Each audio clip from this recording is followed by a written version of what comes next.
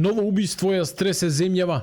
Во Гостивар, 34 годишен син е уапсен под сомнение дека губил својот 63 годишен татко, а потоа се обидел да го прикрие делото, тврдејќи дека починал по пат во бањата.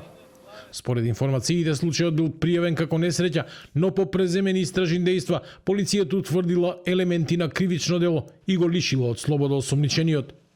Ова е четврто убиство во последниве 5 дена, период кој започна со пронаоѓањето на обезглавено тело во Зрновци, за кое се уште се утврдува дали станува збор за убиство. Ни за да продолжи со злосторствата во Охрид и Виница, а кулминираше вчера во Росоман, кога син си ја закла мајка си. Економската криза и социјалните мрежи се повеќе влијаат врз психофизичкиот развој на луѓето, предупредуваат стручњаците.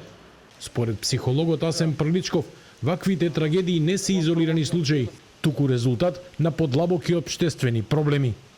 Сите институции кои што требало благовремено да преземат мерки, а каде што жртвите се жалеле и барале помош, не испаднале конкретно во пресред на жртвите.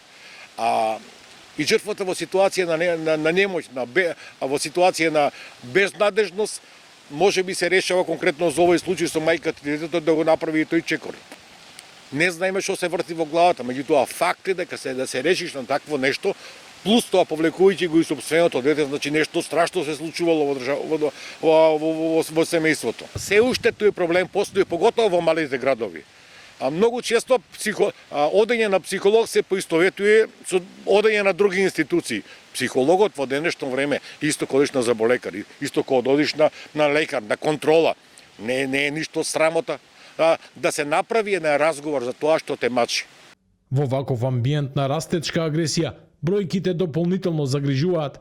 Само во првите 3 месеци од годинава регистрирани се 7 убиства, од кои 3 се случиле во рамки на семејно насилство. Проблемот е системски, вели Приличков. Затајуваат центрите за социјална работа, полицијата, но и образованието. Сгрешивме на стартот од 91-а, кога се сменија 100 влади и 100 министри за образование. Сите министри прават некаква си реформа во образованието, што е во ред и така треба да биде. Меѓутоа, кажете ми вие, дали памтите дека некој министр ставил акцент на воспитна компонента? Испуштена е воспитната компонента во образовниот дел. Она што значи пред се ставање акцент на воспитанието и пред се на емпатијата. Денешните више немаат чувство за емпатија. Немаат чувство за емпатија. Ги испуштивме. Фактички тие генерации што тогаш ги испуштивме, сега се родители. Освен 7 убиства, во првите 3 месеци од годинава регистрирани се и 5 обиди за убиство и 32 тешки телесни повреди, што дополнително укажува на тренд на зголемено насилство.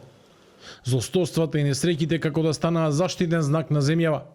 Во изминатите 3,5 децении, во низа трагични настани, авионски и хеликоптерски несреќи, тешки автобуски трагедии како Ласкарци и онаа во Бугарија, бродската несреќа во Охрид, пожарот во модуларната болница во Тетово, трагедијата во Кочани, конфликтот во 2001 година, но и честите убиства.